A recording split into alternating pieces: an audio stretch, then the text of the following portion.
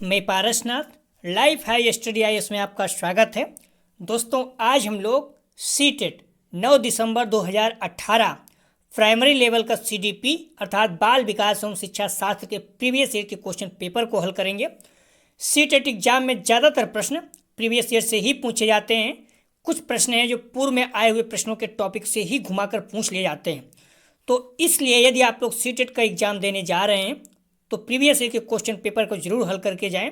दोस्तों, प्रश्नों पर आएँ, लेकिन उससे पहले प्लीज़ आप लोग वीडियो को ज़्यादा से ज़्यादा शेयर कीजिए जिससे सभी लोगों को लाभ हो सके। यदि आप लोग चैनल को सब्सक्राइब नहीं किए हैं तो प्लीज़ चैनल को सब्सक्राइब कीजिए तथा वीडियो को लाइक और शेयर जरूर कीजिए, इससे हमें मोटिवेशन मिलता है। आइए देखते हैं प्रश्नों को। पहला प्रश्न है, आनुवांशिकता और पर्यावरण की भूमिका के बारे में निम्नलिखित में से कौन सा कथन सत्य है? ए, विकास के कुछ पहलू आनुवांशिकता और कुछ अन्य पर्यावरण से अधिक प्रभावी होते हैं। बी, सीखने और प्रदर्शन करने की एक बच्चे की क्षमता जीनों द्वारा, जीनों मतलब जीन द्वारा पूरी तरह से निर्धारित की जाती है। सी, अच्छी देखभाल और पौष्टिक आहार बच्चे के किसी भी जन्मजात विकार को दूर कर सकते हैं। डी, पर्यावरण केवल बच्चे के भाषा विकास में महत्वपूर्ण भूमिका निभाता है। आनुवंशिकता और पर्यावरण की भूमिका के बारे में निम्नलिखित में से कौन सा कथन सत्य है? तो इसका सही जवाब हो जाएगा ए, विकास के कुछ पहलू आनुवंशिकता और कुछ अन्य पर्यावरण से अधिक प्रभावी होते हैं। ए इसका सही जवाब है। अगला प्रश्न है, निम्नलिखित में से कौन सा कथन पियाजे के सिद्धांत के अनुसार कहा नहीं जा सकता? ए, विकास गुणात्मक चरणों में होता है। बी, बच्चे अपनी दुनिया के बारे में ज्ञान का निर्माण और उपयोग करते हैं। सी, निरंतर अभ्यास से अधिगम होता है। डी, बच्चे अपने पर्यावरण पर क्रिया करते हैं। तो दो का सही जवाब हो जाएगा। निम्नलिखित में से कौन सा कथन पियाजे के सिद्धांत के अनुसार कहा नहीं जा सकता? इसका सही जवाब हो जाएगा दो का सी, निरंतर अभ्यास से अधिगम होता है। अगला प्रश्न है,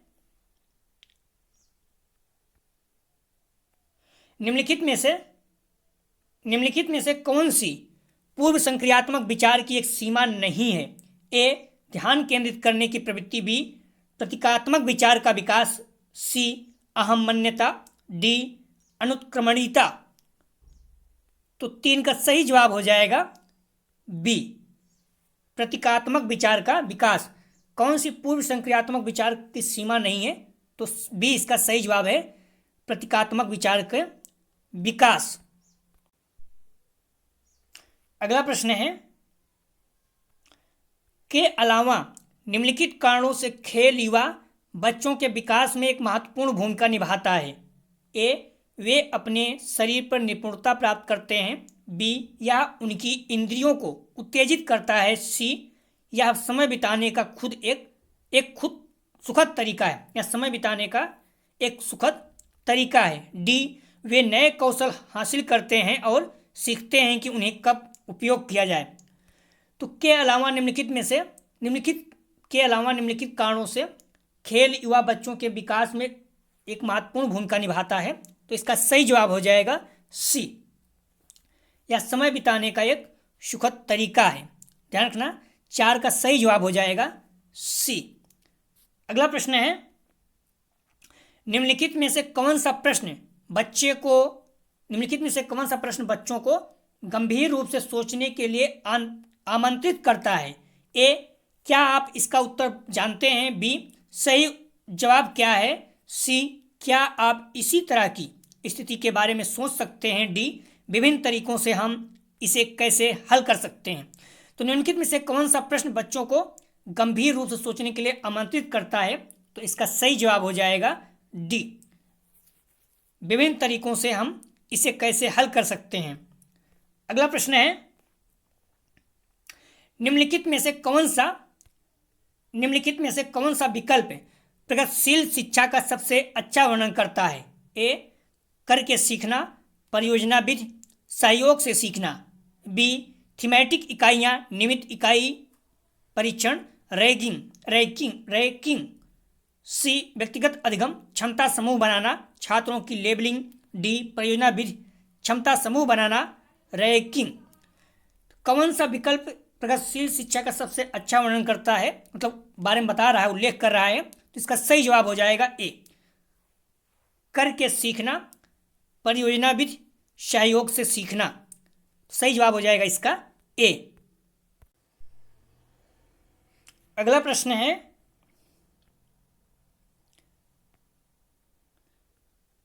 प्रगतिशील शिक्षा के बारे में निम्नलिखित में से कौन सा कथन बताता है शिक्षा स्वयं ही जीवन है? ए स्कूल शिक्षा को यथासंभव लंबे समय तक जारी रखना चाहिए। बी स्कूलों की आवश्यकता नहीं है, बच्चे अपने जीवन के अनुभवों से सीख सकते हैं। सी स्कूलों में शिक्षा सामाजिक और प्राकृतिक दुनिया को प्रतिबिंबित करे। डी जीवन सच्चा शिक्षक है। तो प्रगतिशील शिक्षा के बारे में निम्नलिखित में से कौन सा कथन बताता है कि शिक्षा स्वयं ही जीवन है? इसका सही जवाब हो जाएगा 7 का सी। स्कूलों में शिक्षा सामाजिक और प्राकृतिक दुनिया को प्रतिबिंबित करे। अगला प्रश्न है, कोहल वर्ग के सिद्धांत के योगदान के रूप में निम्नलिखित में से किसे माना जा सकता है? ए उनके सिद्धांत ने संज्ञानात्मक परिपक्वता और नैतिक परिपक्वता के बीच एक सहयोग का समर्थन किया है। बी इस सिद्धांत में विस्तृत परीक्षण प्रक्रियाएं हैं। सी या नैतिक तर्क और कार्रवाई के बीच में एक स्पष्ट संबंध स्थापित करता है। डी उनका विश्वास है कि बच्चे नैतिक दार्शनिक हैं। तो कोहल वर्ग के सिद्धांत के योगदान के रूप में निम्नलिखित में से किसे माना जा सकता है? तो इसका सही जवाब हो जाएगा ए उनके सिद्धांत ने संज्ञानात्मक परिपक्वता नैतिक परिपक्वता के बीच एक सहयोग का समर्थन किया। अगला प्रश्न है, निकटवर्ती विकास का क्षेत्र संदर्भित है। निकटवर्ती विकास का क्षेत्र संदर्भित करता है। ए उस चरण को जब अधिकतम विकास संभव है। बी उस विकासात्मक चरण को जब बच्चा सीखने की पूरी जिम्मेदारी लेता है। सी एक संदर्भ को जिसमें बच्चे सहयोग के सही स्तर के साथ कोई कार्य लगभग स्वयं कर सकते हैं। डी उस सीखने के बिंदु को जब सहयोग वापस लिया जा सकता है। तो निकटवर्ती विकास का क्षेत्र संदर्भित करता है, मतलब वर्णित करता है। इसका सही जवाब हो जाएगा सी एक संदर्भ को जिसमें बच्चे सहयोग के सही स्तर के साथ कोई कार्य लगभग स्वयं कर सकते हैं। सी इसका सही जवाब है। अगला प्रश्न है, एक उभयलिंगी व्यक्तित्व ए स्त्री लक्षणों वाले पुरुषों को संदर्भित करता है। में तो स्त्री लक्षणों वाले पुरुषों को संदर्भित करता है। बी में आमतौर पर माने गए मर्दाना और स्त्री गुणों का समायोजन होता है। सी में दृढ़ और अहंकारी होने की आदत है। डी समाज में प्रचलित रूढ़िवादी लिंग भूमिकाओं का पालन करता है। तो एक उभयलिंगी व्यक्तित्व, तो इसका सही जवाब हो जाएगा बी में आमतौर पर माने गए मर्दाना और स्त्री गुणों का समायोजन होता है। ठीक है, एक उभयलिंगी व्यक्तित्व में आमतौर पर माने गए मर्दाना और स्त्री गुणों का समायोजन होता है। उभयलिंगी मतलब जो दोनों है, स्त्री पुरुष दोनों जैसे हो। मर्दाना मतलब यहाँ पर स्त्री दोनों का यहाँ पर गुण जो है समायोजन मतलब जुड़ाव होता है, दोनों का गुण इसमें पाए जाते हैं व्यक्तित्व में। अगला प्रश्न है, बच्चे को छोड़कर अन्य सभी के द्वारा लिंग भूमिकाएं ग्रहण करते हैं। बच्चे मतलब किसको छोड़कर अन्य सभी के द्वारा लिंग भूमिकाएं ग्रहण करते हैं? मीडिया, समाजीकरण, संस्कृत, ट्यूशन। तो ध्यान रखना इसका सही जवाब हो जाएगा 11। खुद गेस कीजिए, बच्चे को छोड़कर अन्य सभी के द्वारा लिंग भूमिकाएं ग्रहण करते हैं। तो इसका सही जवाब हो जाएगा डी ट्यूशन। बच्चे ट्यूशन को छोड़कर अन्य सभी के द्वारा लिंग भूमिकाएं ग्रहण करते हैं। तो इसका सही जवाब हो जाएगा 11 का डी।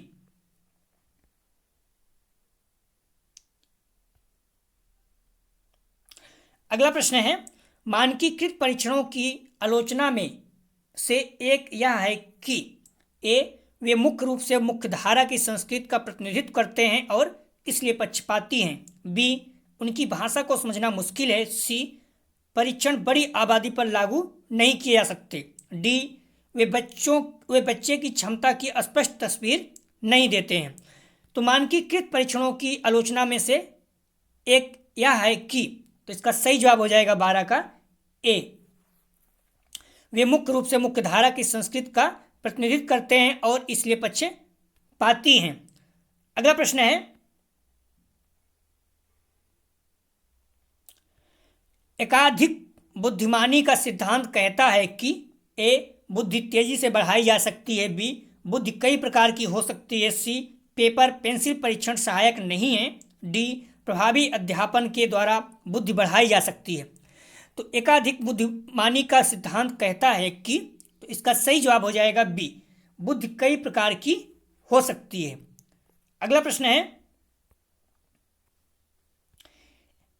शिक्षक सीखने के लिए मूल्यांकन और सीखने के मूल्यांकन दोनों का उपयोग कर सकते हैं। ए बच्चों की प्रगति और उपलब्धि स्तर को जानने में, बी बच्चे की सीखने की जरूरतों को जानने में और तदनुसार शिक्षक रणनीति का चयन करने में, सी आवधिक अंतरालों पर बच्चे के प्रदर्शन का आकलन करने और उसके प्रदर्शन को प्रमाणित करने में, डी बच्चों की प्रगति की निगरानी करने और उनके सीखने के अंतराल को भरने के लिए उचित लक्ष्य निर्धारित करने में।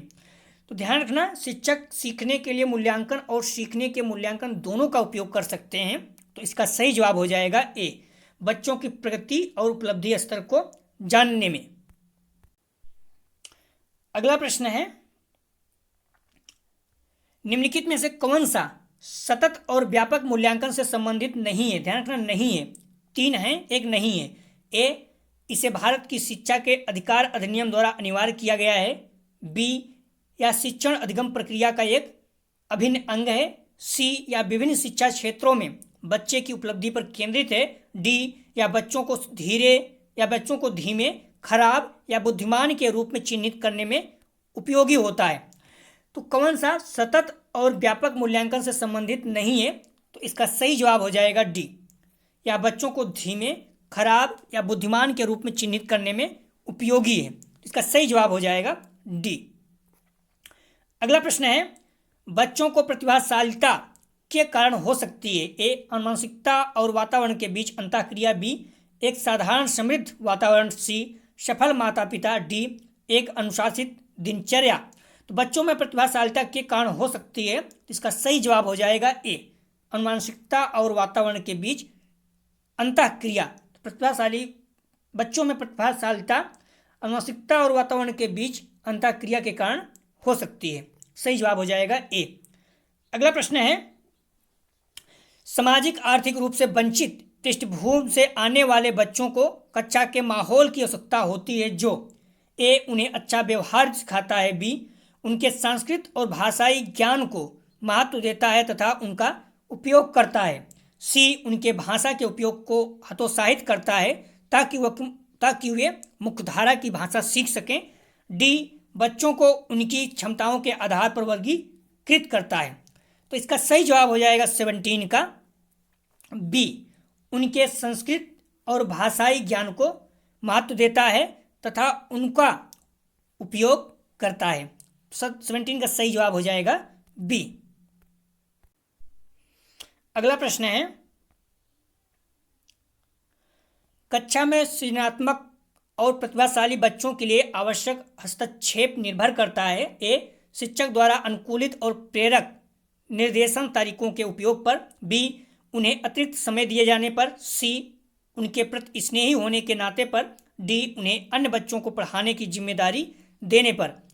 तो कक्षा में सृजनात्मक और प्रतिभाशाली बच्चों के लिए आवश्यक हस्तक्षेप निर्भर करता है। इसका सही जवाब हो जाएगा ए शिक्षक द्वारा अनुकूलित और प्रेरक निर्देशन तरीकों के उपयोग पर। अगला प्रश्न है, अति संवेदनशील बच्चों को सीखने में मदद करने के लिए निम्नलिखित में से कौन सा तरीका उपयुक्त नहीं है? ए एक कार्य को छोटे छोटे प्रबंधीय खंडों में तोड़ना, बी अधिगम के वैकल्पिक तरीकों की पेशकश, सी उनके दैनिक कार्यक्रम में शारीरिक गतिविधियों का समावेशन, डी बेचैन होने पर अक्सर उन्हें फटकार लगाना। ध्यान रखना, नेगेटिव पॉइंट कभी भी सही नहीं होता है। तो इसलिए अगर आप लोग ध्यान रखोगे तो बोल रहा नहीं है तो ये नहीं होगा, आसानी से आपको कुछ करना ही नहीं है। कौन सा तरीका उपयुक्त नहीं है, तो बच्चों पर अक्सर उन्हें, बच्चों बेचैन होने पर अक्सर उन्हें फटकार लगाना, तो आप डांटना, मारना, फटकार लगाना, ये सारी चीज़ें नेगेटिव पॉइंट होती हैं। तो इसलिए सही जवाब हो जाएगा इसका डी, क्योंकि फटकार आप नहीं लगा सकते हो। अगला प्रश्न है, अलग अलग सोच वाले पैटर्न उन बच्चों की पहचान करते हैं जो ए विकलांग हैं, बी डिस्लेक्सिक्स हैं, सी सृजनात्मक हैं, डी प्रत्यास्थी हैं। तो अलग अलग सोच वाले पैटर्न उन बच्चों की पहचान करते हैं जो, इसका सही जवाब हो जाएगा सी सृजनात्मक हैं, मतलब इनके अंदर क्रिएटिविटी होती है, नई नई चीज़ों की खोज करने की ललक होती है। सही जवाब हो जाएगा सी। अगला प्रश्न है,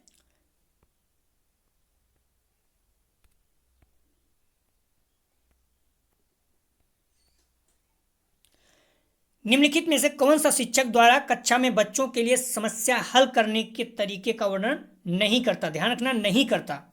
ए किसी विशेष समस्या को हल करने के बारे में अपनी विचार प्रक्रिया का चर्चा करना, बी कुछ हल करते समय गलतियों को करने के प्रति ईमानदार रहना, सी सोच विचार परीक्षण और विभिन्न उत्तरों जैसी शब्दावली का प्रयोग करना, डी अभिसरण उत्तरों वाले प्रश्न पूछना। तो निम्नलिखित में से कौन सा शिक्षक द्वारा कक्षा में बच्चों की समस्या हल करने के तरीकों का वर्णन नहीं करता? इसका सही जवाब हो जाएगा डी अभिसरण उत्तर वाले प्रश्न पूछना। तो 21 का सही जवाब हो जाएगा डी। पहले आप जो समस्या है उसको हल कीजिए, ना कि प्रश्न पूछिए, इसलिए ये गलत है। तो इसका सही जवाब हो जाएगा डी। अगला प्रश्न है, निम्नलिखित में से कौन सा एक संवेग है? ए स्मृति, बी डर, सी ध्यान, डी उत्तेजना। तो निम्नलिखित में से कौन सा एक संवेग है? तो इसका सही जवाब हो जाएगा बी फियर, अर्थात डर जो है एक संवेग है। अगला प्रश्न है,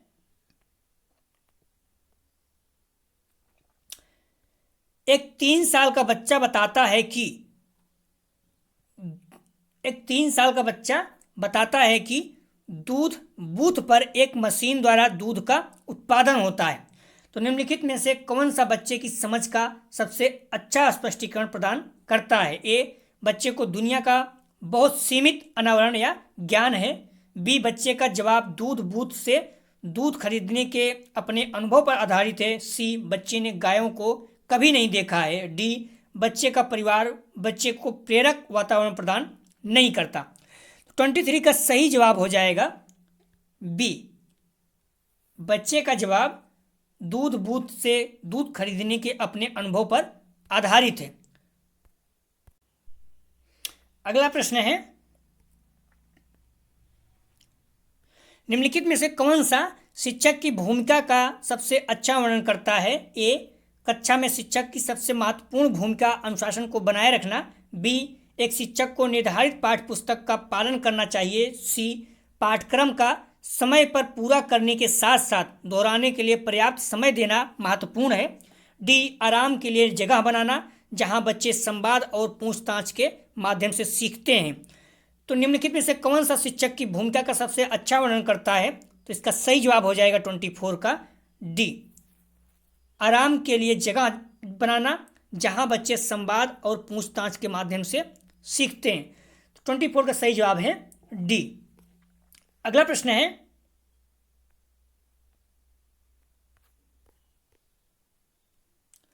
निम्नलिखित में से कौन सी कक्षा समृद्ध शिक्षा को प्रोत्साहित करती है? ए वह कक्षा जिसमें प्रदर्शित विभिन्न प्रकार की सामग्री बच्चों की पहुंच से परे हो ताकि सामग्री लंबे समय तक चलती रहे, बी वह कक्षा जिसमें खुली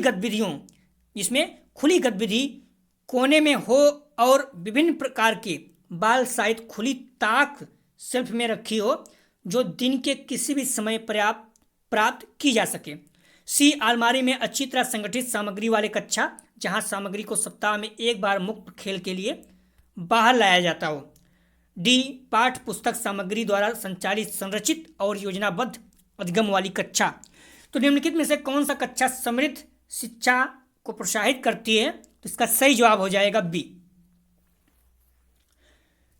वह कक्षा जिसमें खुली गतिविधि कोने में हो और विभिन्न प्रकार के बाल साहित्य खुली ताक में रखी हो जो दिन के किसी भी समय प्राप्त किया जा सके। ठीक है, तो इसका सही जवाब हो जाएगा 25 का बी। अगला प्रश्न है, निम्नलिखित में से कौन सा कक्षा में पाठ्य पुस्तकों की भूमिका का सबसे अच्छा वर्णन करती है? ए, वे कक्षा में उपलब्ध संसाधन और संदर्भ सामग्री में से एक हैं। बी, वे एक राज्य या राष्ट्र में अधिगम में एक रूपता बनाए रखते हैं। सी, वे अध्ययन के पाठ्यक्रम के बारे में शिक्षकों और माता पिता को मार्गदर्शन प्रदान करते हैं। डी, वे संसाधन रहित संदर्भ में सबसे आवश्यक अधिगम संसाधन बनाते हैं। तो इसका सही जवाब हो जाएगा, निम्नलिखित में से कौन सा कक्षा में पाठ्य पुस्तकों की भूमिका का सबसे अच्छा वर्णन करते हैं? तो इसका सही जवाब हो जाएगा ए, वे कक्षा में उपलब्ध संसाधन और संदर्भ सामग्री में से एक हैं। अगला प्रश्न है, राष्ट्रीय पाठचर्या फ्रेम वर्क एनसीएफ 2005 ने अपनी समझ से प्राप्त की है। ए, मानवतावाद। बी, व्यवहारवाद। सी, रचनावाद। डी, संज्ञानात्मक सिद्धांत। तो एनसीएफ 2005 ने अपनी समझ से प्राप्त की है। इसका सही जवाब हो जाएगा सी, रचनावाद। ध्यान रखना, एनसीएफ 2005 से प्रश्न बार बार पूछे जा रहे हैं। तो राष्ट्रीय पाठचर्या फ्रेमवर्क 2005 ने अपनी समझ रचनावाद से प्राप्त की है। सी इसका सही जवाब है। अगला प्रश्न है, कक्षा में बच्चों को प्रेरित समझा जा सकता है यदि मोटिवेटेड समझा जा सकता है यदि ए, वे अच्छी तरह से वर्दी पहने स्कूल में आते हैं। बी, वे कक्षा में अनुशासन बनाए रखते हैं। सी, वे सभी उपस्थिति में नियमित हैं।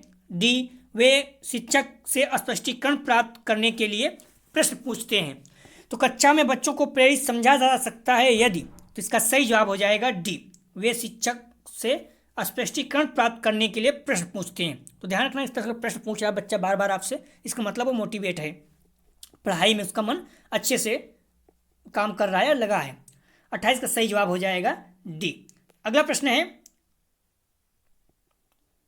निम्नलिखित में से कौन सा बच्चों में अधिगम में सुधार करने के लिए सबसे अधिक उपयुक्त है? ए, नियमित मूल्यांकन परीक्षा आयोजित की जानी चाहिए। बी, शिक्षक को विभिन्न उदाहरणों और चित्रों का उपयोग करके विषय की व्याख्या करनी चाहिए। सी, कक्षा में सभी प्रकार के शिक्षण सामग्री होनी चाहिए। डी, शिक्षक को वास्तविक जीवन स्थितियों पर बच्चों को एक दूसरे के साथ बातचीत करने में मदद करनी चाहिए। 29 का सही जवाब हो जाएगा डी। निम्नलिखित में से कौन सा बच्चों में अधिगम में सुधार करने के लिए सबसे अधिक उपयुक्त है? तो डी इसका सही जवाब है। शिक्षक को वास्तविक जीवन स्थितियों पर बच्चों को एक दूसरे के साथ बातचीत करने में मदद करनी चाहिए। डी इसका सही जवाब है। अगला प्रश्न है,